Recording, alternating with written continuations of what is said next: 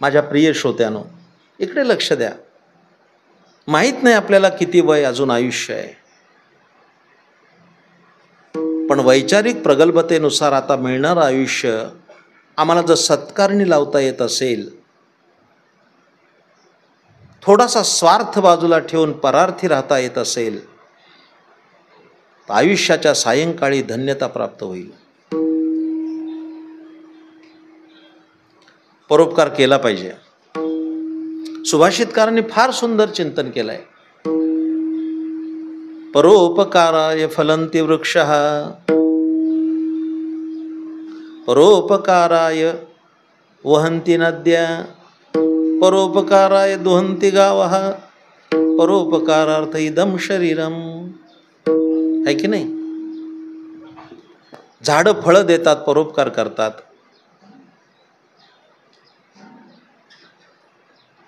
नद्या वाहतात, परोपकार करतात. गाया दूध देतात, परोपकार करतात. खरं जर पाहू गेलं तर दूध वासरासाठी आहे. मान्य का अमान्य? वत्साचे ने ओरसे दुबते होय घरोद्देशे, झाले पांडवांचे निमिसे जगदोद्धरण. जरा बोलू का? वासराचं पोट भरल्यानंतर शिल्लक राहील ते दूध गवळ्याने घेतलं पाहिजे. असा कोणता शहाणा गवळी आहे? जरा बोलू का? गवळ्याच्या तडाख्यातून राहिलं तर वासराच्या नशिबी, कलियुग असल्यामुळे. पण गवळी पण बेअक्कल आहे, त्याला अक्कल नाही. तो वासरू सोडतो, गाय पाणावली की लगेच बांधून ठेवतो आणि धार काढतो. गाईला माहीत असतं गाय शहाणी आहे, ती बरोबर पाना चोरते. कासेतलं दूध संपतं, गवळी उठतो आणि पुन्हा वासरू सोडतो, तेव्हा गाय पाना सोडते आणि वासराचं पोट भरतं. हे जन्मभर गवळ्याला पण कळत नाही.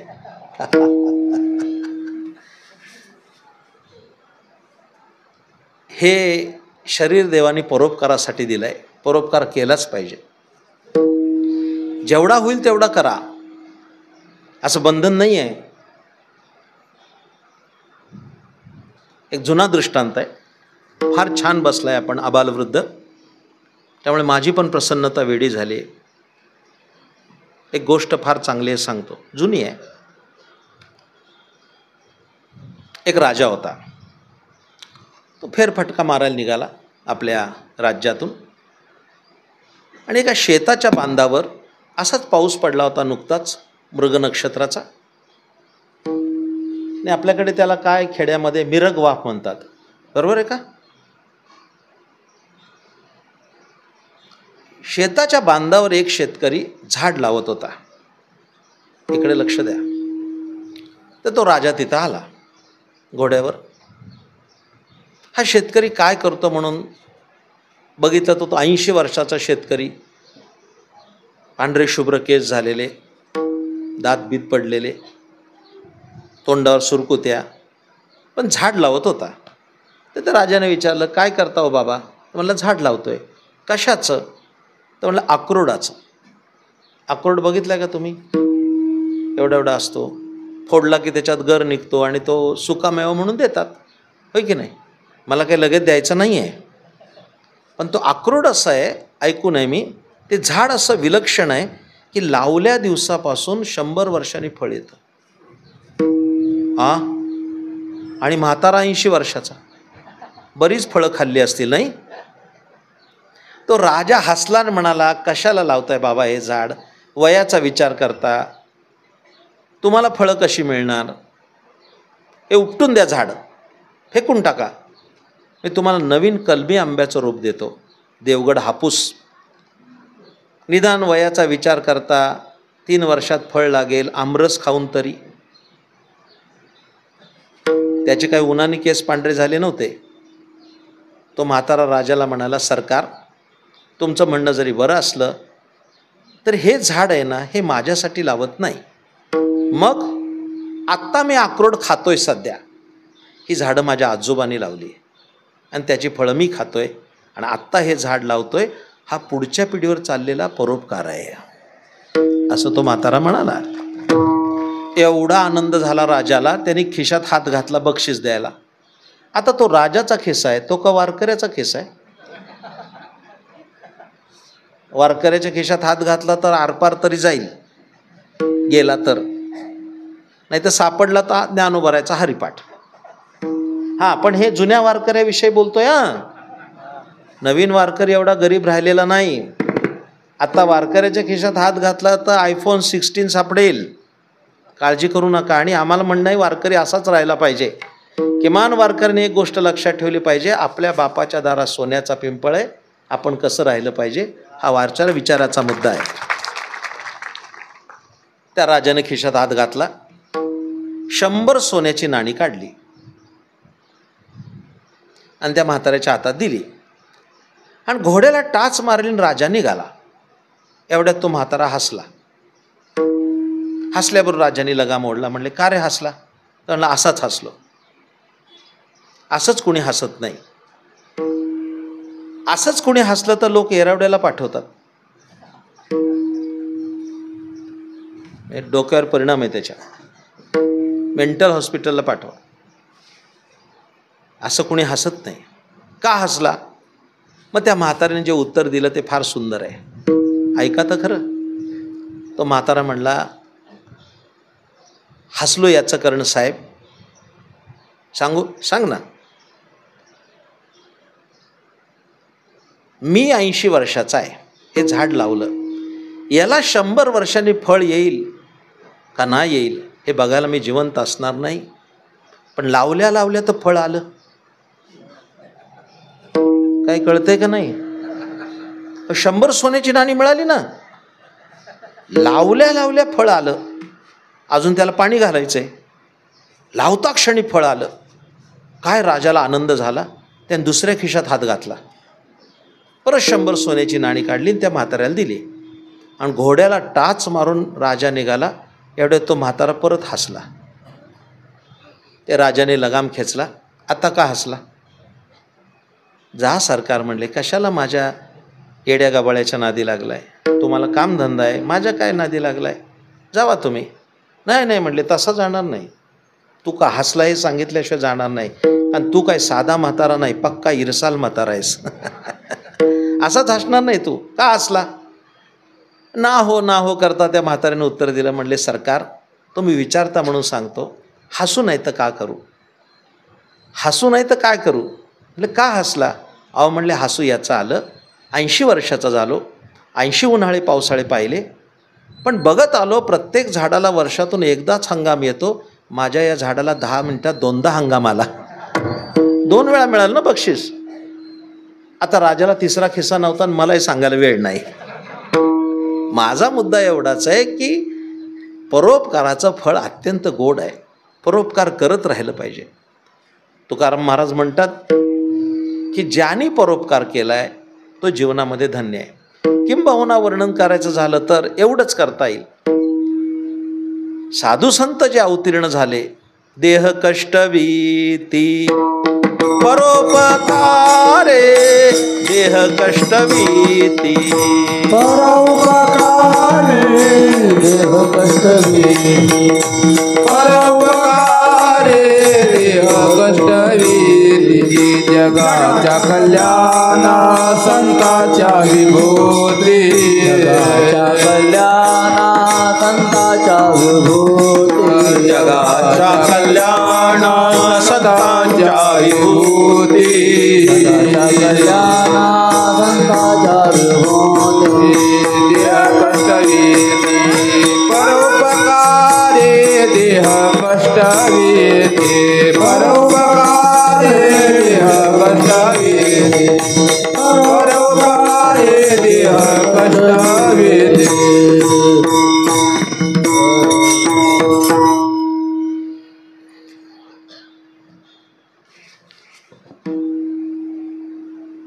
आपण सगळे गृहस्थी लोक आहोत, माझ्यासह.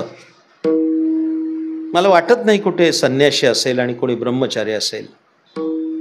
ग्राहस्थ धर्म जो आहे, इकडे लक्ष द्या. त्या गृहस्थानं परोपकार केलाच पाहिजे.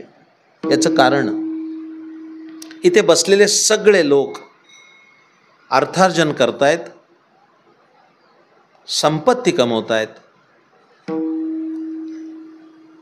माझ्या प्रिय श्रोत्यानो, मी स्पष्ट माझं मत या ठिकाणी व्यक्त करतोय. कफल्लक माणसाला समाजात शून्य किंमत आहे. पैसा पाहिजे, पण तो पैसा कमावत असताना त्या अर्थाच्या मागे 15 अनर्थ येत असतात. हे लक्षात घ्या. कोणाचंही धन विशुद्ध असत नाही. माफ करा, व्यवहार करताना खोटं बोलावंच लागतं.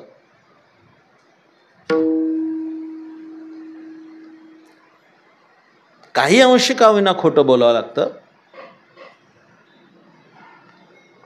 धन दूषित होतं आणि ती लक्ष्मी अनपायी व्हावी वाटत असेल, कदाचित शब्द लक्षात येणार नाही, पण त्या लक्ष्मीला अपाय होऊ नये असं वाटत असेल तर कमावलेल्या संपत्तीतला 1.6 हा परोपकारासाठी खर्च केला पाहिजे. तर ती 90% संपत्ती यशस्वी होते. माझं पटो नाही तर न पटो, पण अनेक नांदणारी घरं होत्याचं नव्हतं झालेलं मी माझ्या डोळ्यांनी पाहिलंय. काही राहत नाही, एकेकाळी हत्ती झुलत असतील. आणि कडवृत्तीच्या माणसाचा भविष्यकाळ हा अत्यंत मलिन असतो, हा सिद्धांतच आहे. पण परोपकार घडला पाहिजे आपल्याकडनं. परोपकार हा दुसरा गुण आहे. आणखीन 2 गुण अभंगाच्या 3ऱ्या चरणात व्यक्त केलेत.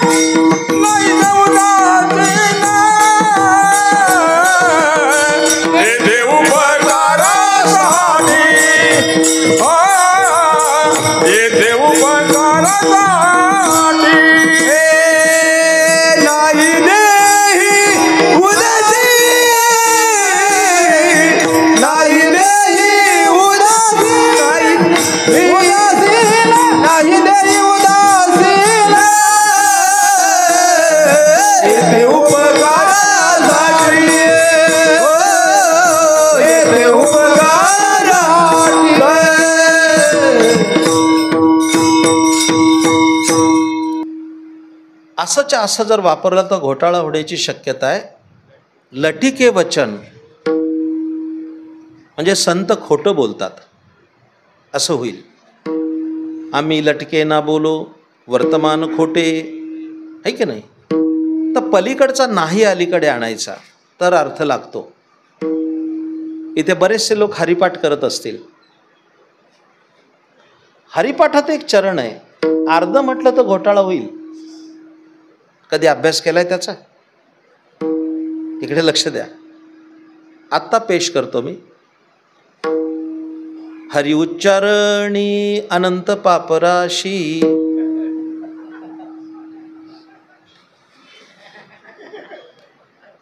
काय अर्थबोध होतोय? हरि उच्चारणी अनंत पापराशी, एवढंच म्हटलं तर हरीचा उच्चार केला असता अनंत पापराशी होता. जातील लया शिक्षण मात्रे, जातील लया शिक्षण मात्रे, जातील लया शिक्षण मात्रे, जातील लया शिक्षण मात्रे. हरी उच्चारणी अनंत पापराशी.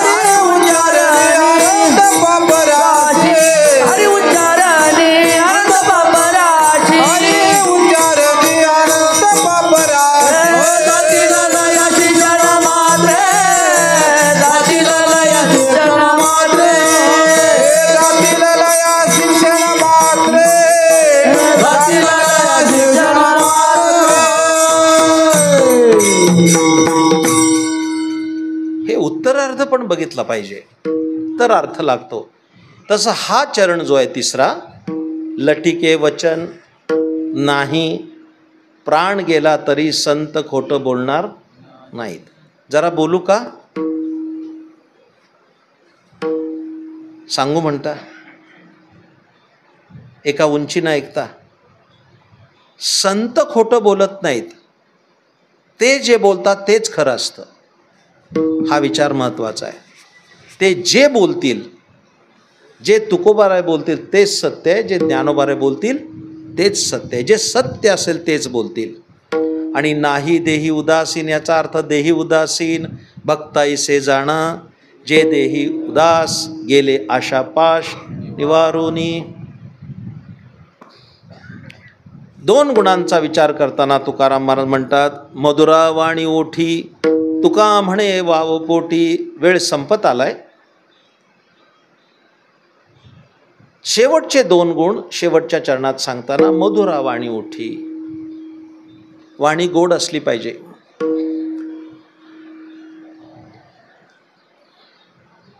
पण काही काही लोक मी बघितलेत, बोलताना शिवी हे त्यांचं क्रियापद आहे.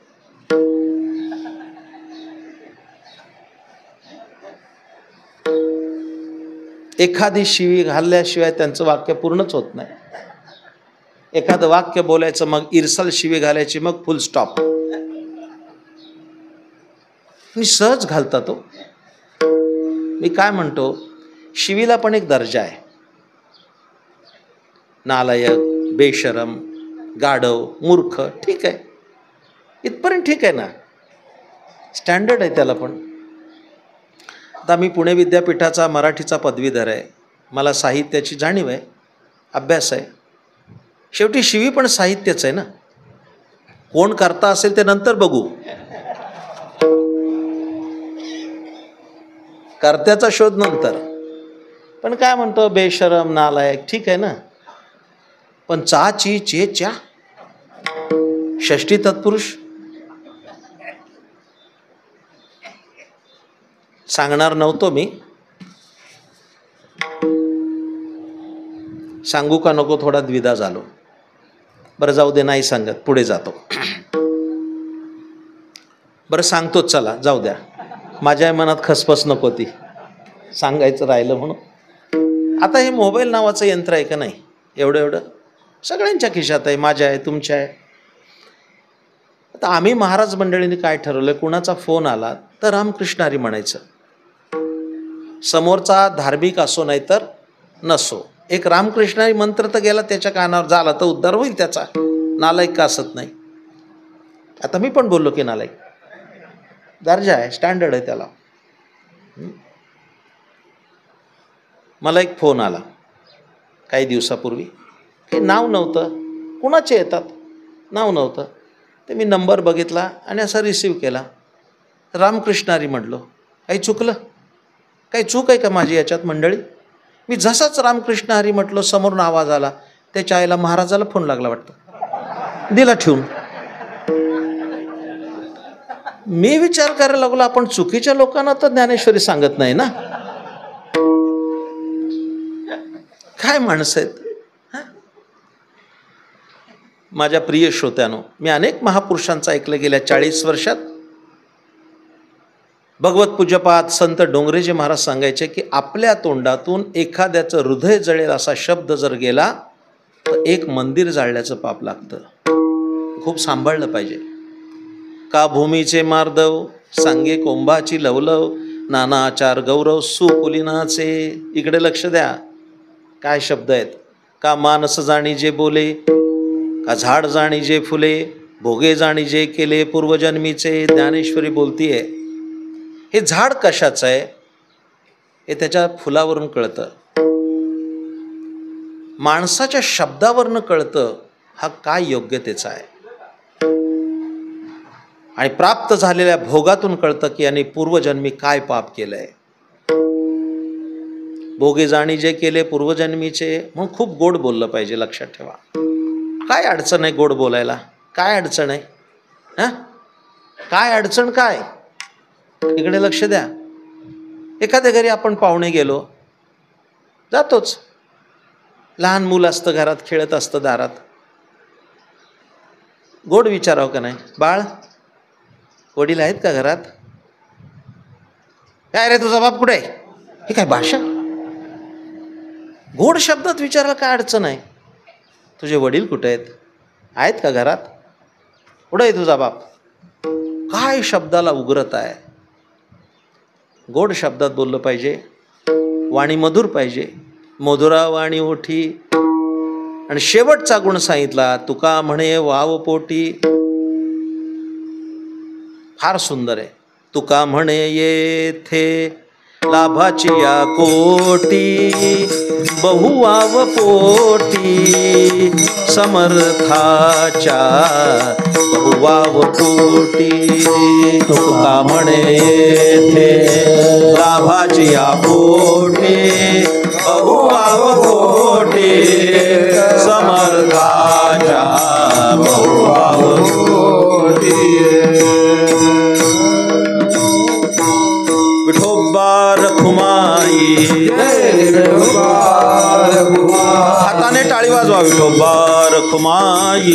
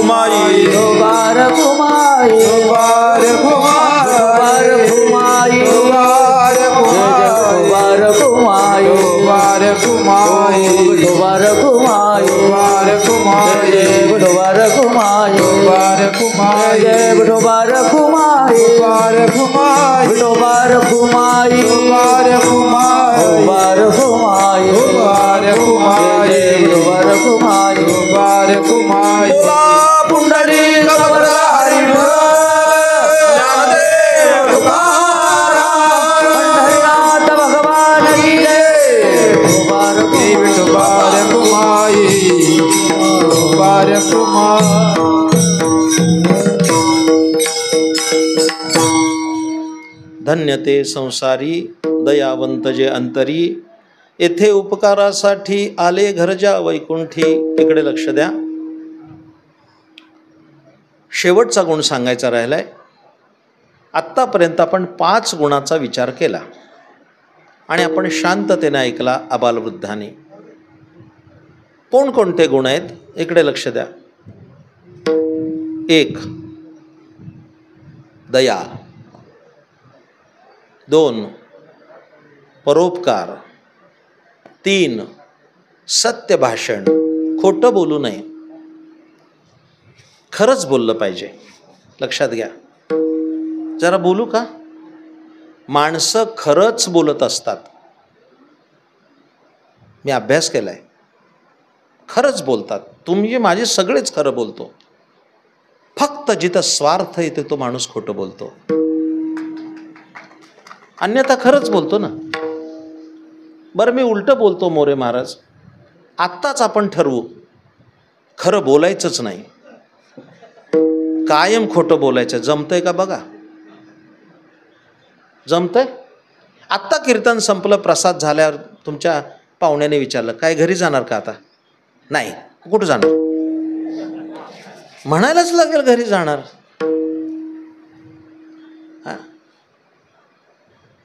मुलाची मॅट्रिकची परीक्षा चालू आहे का? नाही. मग काय चाललंय? खरंच बोलतो माणूस. मी कोणत्याही पक्षाचा अनुनय करत नाही. राजकारणाचा माझा यत्किंचित संबंध नाही.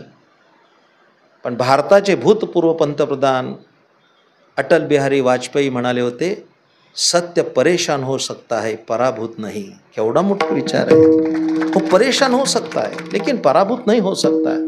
सत्यच बोललं पाहिजे. वाणी मधुर असली पाहिजे. आणि शेवटचा मुद्दा, वाव या शब्दाचा अर्थ क्षमा असा आहे. बहुवाव पोटी समर्थाच्या वाव म्हणजे क्षमा. क्षमाशील माणूस असला पाहिजे. लक्षात घ्या. एक चांगलं वाक्य सांगतो, हरकत नाही उद्या स्टेटसला ठेवायला. गुन्हा करणाऱ्यापेक्षा क्षमा करणारा माणूस मोठा असतो. गुन्हेगार मोठा नसतो, तो नालायकच आहे, पण क्षमा करणारा माणूस मोठा असतो. क्षमा वीरस्य भूषणम. क्षमा हे वीराचं भूषण आहे. एखादा चुकला तर क्षमा केली पाहिजे. त्याविषयी द्वेष मनात ठेवून वैमनस्य वाढवलं नाही पाहिजे. माझ्या प्रिय श्रोत्यानो, कित्येक घराणी ही द्वेषाने वैमनस्यानं पिढ्यानं पिढ्या संपली. हे लक्षात घ्या. क्षमा केली पाहिजे. ज्यांचा अभंग आहे ते तुकोबाराय मंदिराला प्रदक्षिणा करायला गेले तर मंबाजी गोसाव्यानं काठी लावली होती बोराटीची. लोकांना त्रास होता होता म्हणून त्यांनी बोराटीची काठी काढली. एवढंच काय घडलं. पण बोराटीची काठी का काढली म्हणून मंबाजी गोसावीने तुकाराम महाराजांना बोराटीच्या काठीनं मारलं. इतिहास आहे. संध्याकाळी तुकोबाराय अहो ते सगळे काटे भरले, काही बोलले नाहीत. घरी आल्यानंतर बायकोने ते काटे तेल लावून काढले, हळद लावली आणि जिजाबाईंनी काट्यागणिक शिवी घातली मंबाजीला. ती वेगळ्या पार्टीची होती. टिंबमध्ये शिव्या घातल्या. तुकाराम महाराज म्हणले, आवले शिव्या नको घालू, चूक माझी होती, हद्द त्याची आहे, मी काठी लावलेली काढली, माझा गुन्हा आहे, त्यांनी मारलं तर दोष त्याचा नाही, माझा आहे. संध्याकाळी महाराज कीर्तनाला गेले. मंबाजी कीर्तनालाच आला नाही. एक गंमत सांगू, मंबाजी रोज कीर्तनाला येत होता पण सुधरत नव्हता.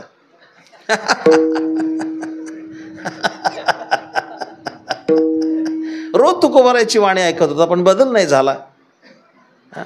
खडकी जे वर्षिले ते वैजसे का वाया गेले. खडकावर पाऊस पडून का उपयोग. संध्याकाळी मंबाजी गोसावे आले नाहीत पण तुकाराम महाराज त्याच्या घरी गेले संध्याकाळी तेलाची वाटी घेऊन. दार वाजवल्यावर मंबाजीने दार उघडलं आणि तुकाराम महाराज बघता क्षणी त्याला कापला भरलं. म्हणले, सकाळचं उट्ट काढायला आले महाराज. महाराज म्हणले, तुम्ही आज कीर्तनाला आला नाही, कदाचित मला मारल्यामुळे तुमच्या हाताला फोड आले असतील, त्याला मी तेल लावायला आलो. ही संतांची क्षमा तोलण्यासाठी आमच्या हातात तराजू नाही, हे लक्षात घ्या. एवढ्या पद्धतीची क्षमा असते. उगीच नाही त्यांची कीर्ती अजरामर. आज त्रिशतकोत्तर अमृत महोत्सव सुरू आहे त्यांचा सगळ्या जगभरामध्ये. मग क्षमा केली पाहिजे. माझ्या प्रिय श्रोत्यानो, अशी 6 गुणांनी जो युक्त असतो, इकडे लक्ष द्या, तो धन्य असतो. आता समारोपाकडे जातोय. असे कोण धन्य झाले, या गुणांनी कोण धन्य झालं. धन्य तो निवृत्ती, धन्य तो सोपान, धन्य तो निवृत्ती, धन्य तो सोपान, धन्य तो निवृत्ती, धन्य तो सोपान, धन्य तो निवृत्ती, धन्य तो सोपान. मी काय म्हणतो नीट बघा, शब्द गडबड होते मग ती चाल बिघडते. धन्य तो निवृत्ती, धन्य तो सोपान, धन्य तो निवृत्ती, धन्य तो सोपान, धन्य तो निवृत्ती, धन्य तो सोपान, धन्य तो निवृत्ती, धन्य तो सोपान. धन्य हा निधान ज्ञान देव, धन्य हा निधान ज्ञान देव, धन्य तो निवृत्ती, धन्य तो सोपान, धन्य तो निवृत्ती, धन्य तो सोपान. धन्य हा निधान ज्ञान देव, धन्य हा निधान ज्ञान देव, धन्य तो निवृत्ती, धन्य तो सोपान, धन्य तो निवृत्ती, धन्य तो सोपान. धन्य तो निवृत्ती, धन्य तो सोपान, धन्य हा निधान ज्ञानदेव. थोडं ढोबळ मानानं सांगतो बरं का, फार चिकित्सा करू नका. विषय काय चाललाय, संसारात कोण धन्य झालं असा सब्जेक्ट आहे ना आत्ता. पण धन्य तो निवृत्ती ब्रह्मचारी, काही कळतंय. धन्य तो सोपान ब्रह्मचारी आणि धन्य तो निधान ज्ञानदेव ही आधी ब्रह्मचार्याची आहे. संसारात कोण धन्य झालं, धन्य तुकोबा समर्थ, धन्य तुकोबा समर्थ, धन्य तू धन्य तू जेणे केला हा पुरुषार्थ, जेणे केला हा पुरुषार्थ, धन्य तुकोबा समर्थ, धन्य तुकोबा समर्थ, जेणे गेला पुरुषार्थ, जेणे गेला हा पुरुषार्थ, धन्य तू समर्थ, धन्य तू समर्थ. ज्ञानेश्वर माऊली ज्ञानराज माऊली, ज्ञानेश्वर माऊली ज्ञानराज माऊली तुकाराम, ज्ञानेश्वर माऊली ज्ञानराज माऊली तुकाराम, ज्ञानेश्वर माऊली ज्ञानराज माऊली. बोला पुंडरी गौरारी श्री ज्ञानदेव तुकाराम. ज्ञानेश्वर माऊली ज्ञानराज माऊली. जय ज्ञानेश्वर माऊली ज्ञानराज माऊली. तुम्हाला अभिवचन दिलंय की शेवटी मी एक टॉप सिक्रेट सांगणार आहे. तो अभी समय आया है. इकडे लक्ष द्या. आज या परिवाराच्या अनुबंधातून सर्व स्तरातले आणि सर्व क्षेत्रातले मान्यवर या ठिकाणी उपस्थित आहेत. ना केवळ आध्यात्मिक पण सामाजिक, शैक्षणिक आणि राजकीय या सर्व क्षेत्रातले मान्यवर आदरणीय कैलासवासी दादांना अभिवादन करण्यासाठी उपस्थित आहेत. या परिवाराचे, इनामदार परिवाराचे पाहुणे, सोयरे, इष्ट मित्र हे सगळेजण या ठिकाणी आज उपलब्ध आहेत. आजचा हा लोक संपर्क पाहता सगळा एवढी गर्दी कीर्तनाला आहे, याच्यातच माहूरकरांची समाजाची वीण किती घट्ट आहे याचं निश्चित स्वरूपानं दर्शन होत आहे. शेवटचा मुद्दा सांगतो, इकडे लक्ष द्या. ही जी धन्यता आहे ही दोन प्रकारची आहे.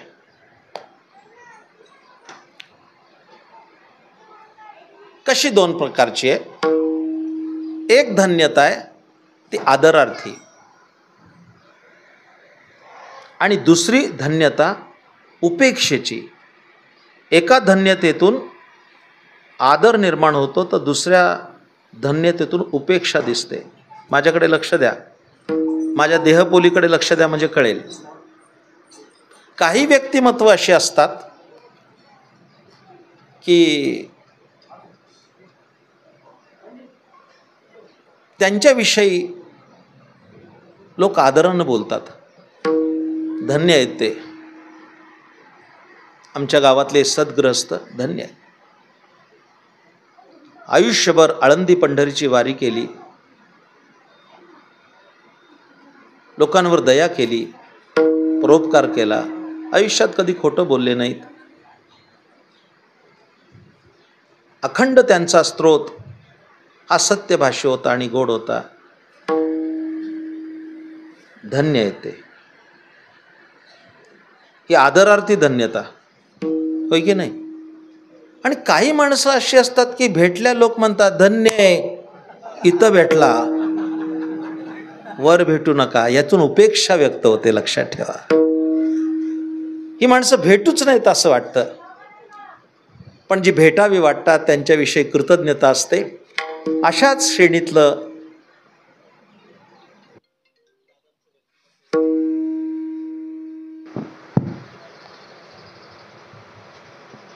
रेल्वेमध्ये संपूर्ण आयुष्य नोकरी केली आणि उत्तरार्धामध्ये शेतीचा व्यासंग होता. तीनही मुलं सुविद्य आहेत, सुकन्या योग्य स्थळी आहे. कुणाच्या हातात नसतं, पण उत्तर आयुष्यात त्यांना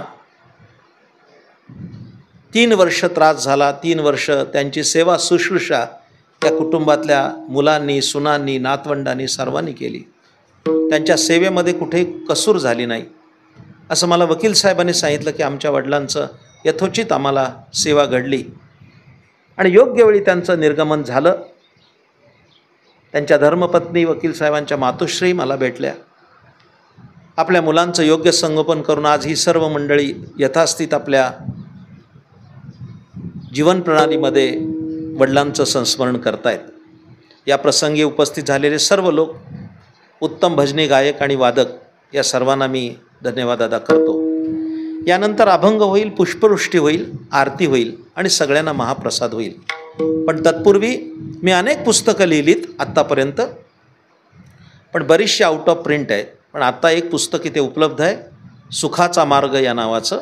ते अत्यंत सुंदर पुस्तक आहे की ज्याच्या 7 आवृत्त्या झाल्या.